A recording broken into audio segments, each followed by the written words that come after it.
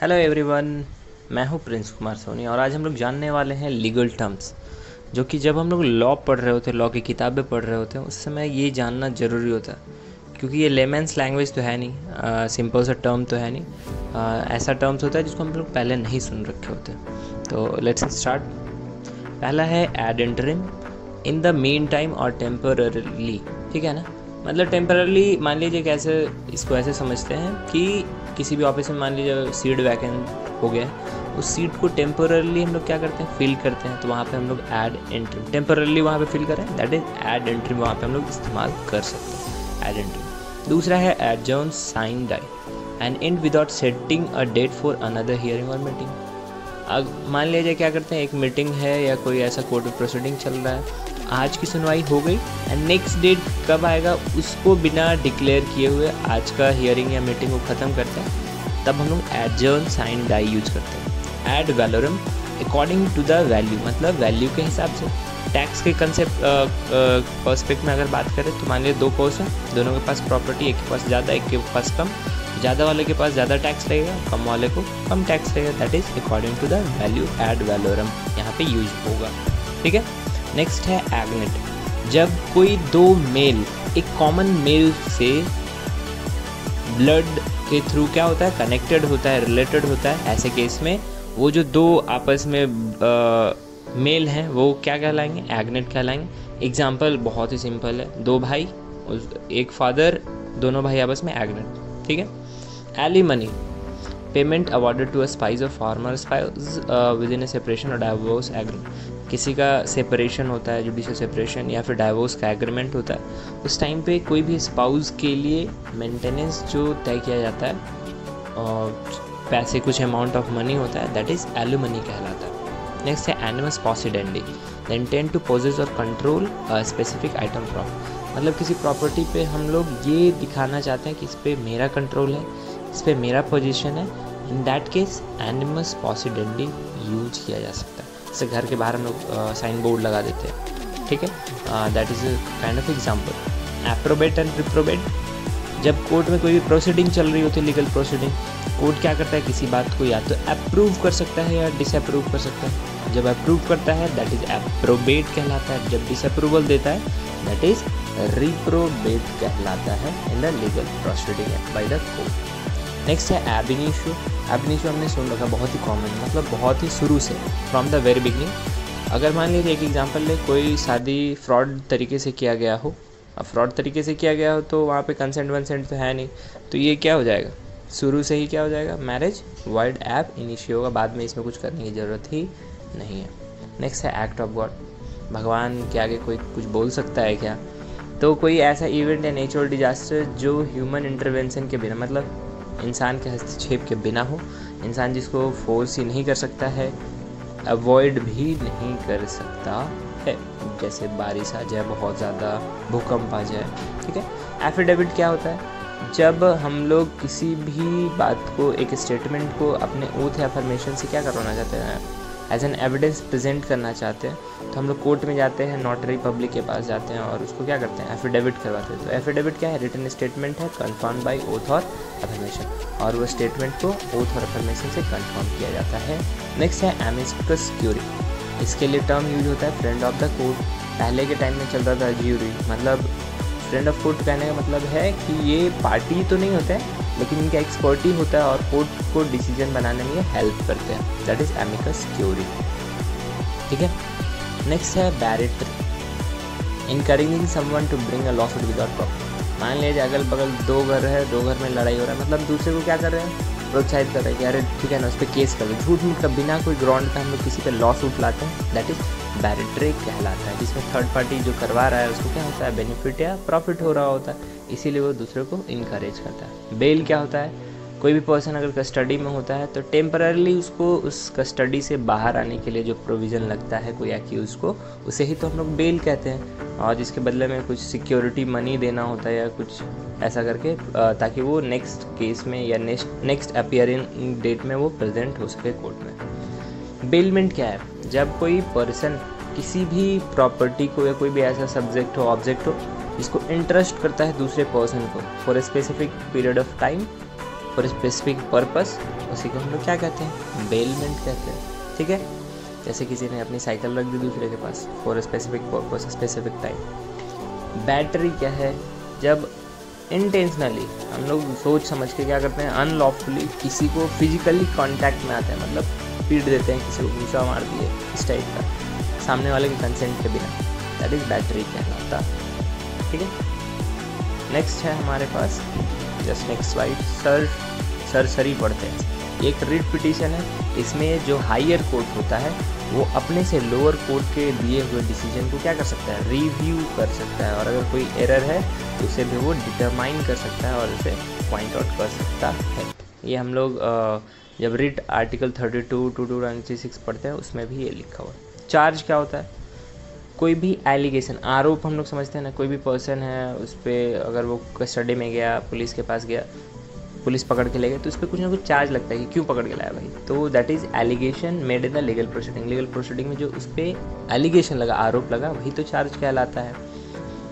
Circumstantial evidence, circumstance के हिसाब से जो एविडेंस मिलता है उसे सर्कमस्टेंशियल एविडेंस कहते हैं। जैसे मान लिया जाए कोई पर्सन है, उसका फिंगरप्रिंट मिला किसी क्रिमिनल एक्सीडेंट वाले जगह पे, तो वहाँ पे माना जाएगा कि हाँ सर्कमस्टेंशियल एविडेंस के हिसाब से वो वहाँ पे प्रेजेंट था। ठीक है, that is circumstantial evidence. Complainant, जो कंप्लेन फाइल करता है, फॉर्मल कंप्लेन जो दर्ज करवाता है किसी पर्सन के खिलाफ, वही क्या कहलाता है, कंप्लेनेंट कहलाता है। ठीक है ना, नेक्स्ट स्लाइड,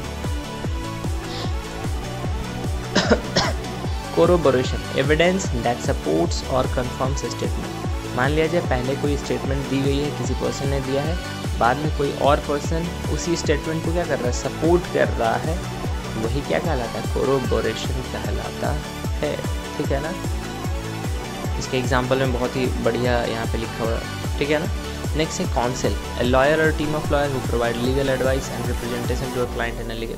कोई लीगल मैटर होता है किसी क्लाइंट को, तो वो किसके पास जाता है, लॉयर के पास जाता है, उस पर्सन के पास जा सकता है जो लीगल एडवाइस दे, और ये जो लीगल एडवाइस देने वाला होता है उसी को हम लोग क्या कहते हैं, लॉयर, काउंसिल। ठीक है, यही लीगल प्रोसीडिंग में या लॉ फील्ड में काउंसिल कहलाता है। काउंटर क्लेम क्या है, जब कोई सिविल सूट होता है, सिविल मैटर का सूट होता है, तो एक पर्सन प्लेंटिफ, दूसरा पर्सन डिफेंडेंट। प्लेंटिफ जब कुछ क्लेम करता है कोर्ट में जाके डिफेंडेंट के अगेंस्ट में, डिफेंडेंट भी उस क्लेम को बिना डिनाई किए हुए क्या करता है, खुद एक क्लेम डालता है कि मुझे भी ये चाहिए, दैट इज जो डिफेंडेंट कर रहा है वो क्या कहलाता है, काउंटर क्लेम कहलाता है। कोर्ट ऑफ रिकॉर्ड क्या है, official memory bank for legal proceeding, जितने भी प्रोसीडिंग लीगल प्रोसीडिंग चल रही है, हियरिंग है, ठीक है, ट्रायल्स का सारा कुछ डिटेल्ड रिकॉर्ड रखा जाता है। ठीक है ना, और फ्यूचर में कहीं भी इस्तेमाल हो उसके लिए उस पर रिलाई किया जा सकता है। Cross examination, when a lawyer ask question to a witness from the other side, दूसरे साइड के लॉयर जब किसी विटनेस से क्या करते हैं, सवाल पूछ रहे होते हैं, वही क्या कहलाता है, क्रॉस एग्जामिनेशन कहलाता है। दूसरे साइड के लॉयर किसी विटनेस से जब पूछे तो क्रॉस एग्जामिनेशन कहलाता है। ठीक है, next slide, culpable homicide, the act of causing someone, किसी को क्या करना, किल करना, किसी का डेथ काउज करना, but without the intention to kill, लेकिन यहाँ पे इंटेंशन नहीं होना चाहिए, दैट इज कल्पेबल होमिसाइड कहलाता है। मारना लेकिन इंटेंशन नहीं होना चाहिए वहाँ पे प्रेजेंट। ठीक है, डीज्योर का मतलब बाय लॉ या अकॉर्डिंग टू लॉ, कानून के हिसाब से। In some country discrimination based on race is prohibited de jure by specific.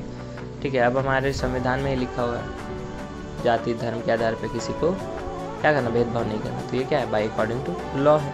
ठीक है, that is D0। Double jeopardy, one can't be tried twice for the same crime, एक ही crime के लिए मैंने किसी को एक झापड़ मार दिया, उसके लिए ही मुझे 2 बार पनिशमेंट नहीं दिया जाएगा। एक बार प्रिंसिपल ने मारा, फिर एक बार जाके दूसरे टीचर ने मारा, मतलब एक ही क्राइम के लिए। ये वाला एग्जांपल सूट नहीं बैठ रहा। मतलब अगर मान लीजिए हेलमेट लगा के आपने एक चेक पोस्ट पे फाइन काटा, दूसरे चेक पोस्ट पे सेम डे हेलमेट नहीं लगाने के लिए आपको नहीं काट सकता है।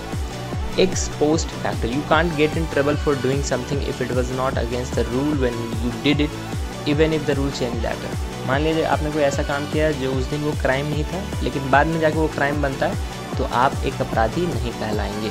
इजस्डम जेनरिस है इस वाले लीगल टर्म का मतलब होता है ऑफ द सेम काइंड या of the same nature. Generally ये बहुत कम ही यूज होता है, बट हम लोग लीगल टर्म में इसको पढ़ लेते हैं ताकि हमारे जानकारी में आए, कभी भी ऐसे ज़रूरत पड़े तो we should have the knowledge of this term. Fiduciary को हम लोग एक ट्रस्ट वर्ड से जान सकते हैं। रिस्पॉन्सिबिलिटी कैरेक्टराइज बाय ट्रस्ट, मतलब कोई रिस्पॉन्सिबल होता है और उसके पीछे रीज़न क्या है, ट्रस्ट है। जैसे एक टीचर है जो fiduciary duty to act in the best interest of their student. एक टीचर और स्टूडेंट है, या डॉक्टर पेशेंट की बात की जाए, ठीक है, लॉयर और उसके क्लाइंट के बीच की बात की जाए, तो वहाँ पे ट्रस्ट के साथ रिस्पॉन्सिबिलिटी होती है। ग्रेचुइटस, समथिंग गिवन और डन विदाउट कंसिडरेशन और कंपेंसेशन। कुछ मैंने किसी को ऐसे दिया फ्री में, ठीक है, या कुछ उसके लिए किया और उसके बदले में मैंने कुछ भी कंसिडरेशन या कंपेंसेशन नहीं लिया, दैट इज वो दिया हुआ चीज़ क्या कहलाएगा, ग्रेचुइटस कहलाएगा, ठीक है। हैबियस कॉर्पस क्या है, हैबियस कॉर्पस का मतलब है हैव द बॉडी, ठीक है। 5 टाइप के रिट में ये फर्स्ट टाइप का रिट हम लोग पढ़ते हैं। जब कोई किसी को ऐसे ही डिटेन करके रख लेता है विदाउट कोई लीगल जस्टिफिकेशन, तो ऐसे केस में कोर्ट ऑर्डर करता है या बॉडी को आप कोर्ट में प्रेजेंट करो। हियर से, हियर एंड से, 2 टर्म यहाँ पे दिखाई पड़ रहा है हम लोगों को। Hearsay means using someone else word a statement to prove something in the court, मतलब कोर्ट में सुनी हुई बात है ना, सुनते हैं हम दूसरे से और फिर कहते हैं, प्रेजेंट करते हैं कोर्ट में, ठीक है ना, ताकि कुछ चीज़ों को हम प्रूव कर सकें, दैट इज़ हियर से कहलाता है। Hostile witness, a hostile witness is someone in court who does not want to answer question or help the side that called them to testify। मान लीजिए ऐसा होता है कि मैंने मेरे दोस्त को बुलाया अपने कोर्ट में कि भाई मेरे साइड से क्या करो, तुम जवाब दे दो। अब मेरा दोस्त कोर्ट में जाता है और मेरे अगेंस्ट में जाके बोल देता है, या वो मेरे सपोर्ट में नहीं बोलता है। पहले से उसने बोला कि चलो तेरे सपोर्ट में बोलेंगे, लेकिन नहीं बोलता, वो क्या कहलाता है, होस्टाइल कहलाता है। इन कैमरा, ए प्रोसीडिंग और discussion that take place in private typically with the जज। कोई एक प्रोसीडिंग है वो एक प्राइवेट प्लेस में चल रहा होता है और मेनली जज के चैम्बर में चल रहा होता है, दैट इज इसको कहते हैं इन कैमरा कहते हैं, ठीक है ना। ओपन कोर्ट में ये नहीं होता है, जैसे जनरल प्रोसीडिंग ओपन कोर्ट में चल रहा होता है, इन कैमरा वाला प्रोसीडिंग प्राइवेट प्लेस में होता है जहाँ पे पार्टीज होती है सिर्फ और मैजिस्ट्रेट या जजेज होते हैं। इंजंक्शन का मतलब होता है स्टे, स्टे लगाना। हम लोग जनरली लड़ाई झगड़े में देखते हैं कि कोई दूसरे की ज़मीन पे अगर घर वर बना रहा होता है तो कोर्ट से स्टे ऑर्डर ले आता है, वो इंजंक्शन लगा देता है कोर्ट, ठीक है, तो उसे वो काम रोकना पड़ता है। इप्सो फैक्टो, इसका मतलब होता है by the fact itself. If someone violates a contract ipso facto they may lose certain rights up to. मान लीजिए मैंने किसी के साथ कॉन्ट्रैक्ट किया, उसने वो कॉन्ट्रैक्ट को फुलफिल नहीं किया, तो उसका जो भी राइट होगा, मान लीजिए उसको कॉन्ट्रैक्ट को फुलफिल करने के बाद मुझे पैसे देने थे, तो वो अब पैसे मांगने का राइट उसके पास नहीं है। क्यों, ये किस चीज़ से प्रूव होता है, फैक्ट से प्रूव होता है कि उसने कॉन्ट्रैक्ट को फुलफिल नहीं किया।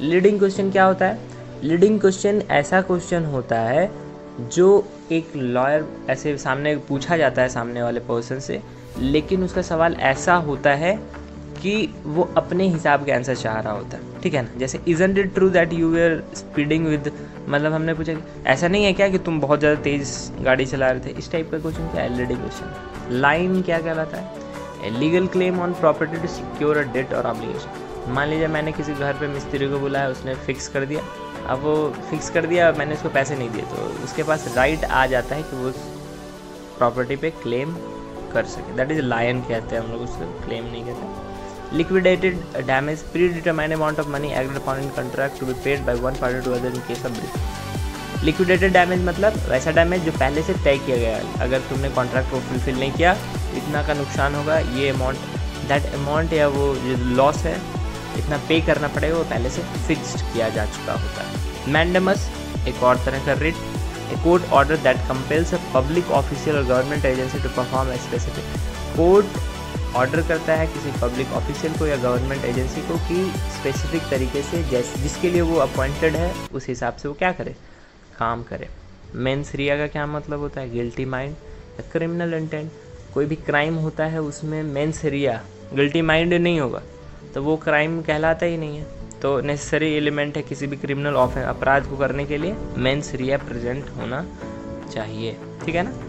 इंटेंशन जिसको हम लोग बोलते हैं कि दिमाग में चल रहा है ये चीज़। प्राइमा फेसा क्या है, एट फर्स्ट साइट या on the face of it, ठीक है। ये बहुत ज़्यादा हम लोग ऐसे अपने डेली लाइफ में प्रैक्टिकली जब कोर्ट जाते हैं तो वहाँ पे भी इस्तेमाल करते हैं prima facie, on the face of it या at first site.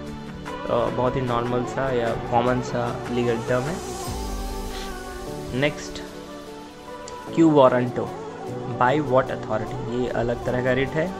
If an elected official, by what authority इसका मीनिंग है, if an elected official such as John Smith is believed to have not made the decision required mandated by law to uphold a part. मान लीजिए कोई person है without authority क्या करता है, किसी ऑफिस में जाकर बैठता है, तो वहाँ पे उससे क्वेश्चन किया जा सकता है कि आप किस अथॉरिटी से आप इस ऑफिस को होल्ड कर रहे हो, that is quo warrant. Ratio decidendi, the reason for deciding, कोई भी केस होता है तो केस में क्या होता है, 2 पार्ट होता है, ठीक है ना, मतलब रीज़न कि आप इस फेवर में क्यों डिसाइड किए हो, ठीक है, कि किसी के फेवर में अगर या किसी को सजा सुना दिया, क्यों सुना है, तो that is ratio decidendi. Suo motu, on its own account, मतलब खुद से, when a matter of public interest or concern arises a court may take suo motu action to address it even in the absence of farmer.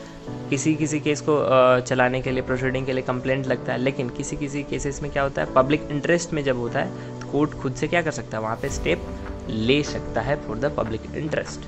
Ultra vires, beyond the power, किसी के पास उतना power है नहीं, फिर भी उस power के beyond जाके क्या कर रहा है, वो एक्ट कर रहा हो, उसको क्या है, अब जैसे लोअर कोर्ट है, लोअर कोर्ट के पास क्या है, जुरिसडिक्शनल बाइंडिंग होता है कि इससे बाहर का आप मैटर सॉल्व नहीं कर सकते। अब वो सुप्रीम कोर्ट टाइप वाले मैटर या हीनियस क्राइम जहाँ पे बहुत ज़्यादा पनिशमेंट है, ऐसे क्राइम को अगर डील करने लग गया तो that is ultra vires. Warrant क्या कहता है, a legal document issued by court authorising law enforcement to take specific action such as searching a location और अरेस्टिंग एन इंडिविजुअल। वारंट क्या है, एक डॉक्यूमेंट इशू किया जा सकता है, ठीक है ना, सर्च वारंट हम लोग सुनते हैं, अरेस्ट वारंट किसी स्पेसिफिक जगह को सर्च करने के लिए या फिर किसके लिए, किसी पर्सन को अरेस्ट करने के लिए इस्तेमाल किया जा सकता है। बहुत ही इजी टर्म्स हैं। अगर आपको कुछ और टर्म्स चाहिए, कुछ और इसमें इश्यूज़ हैं तो आप कमेंट करके बिल्कुल बता सकते हैं। होप आप लोगों को समझ में आया होगा, नहीं आया तो ज़रूर कमेंट करके बताएं।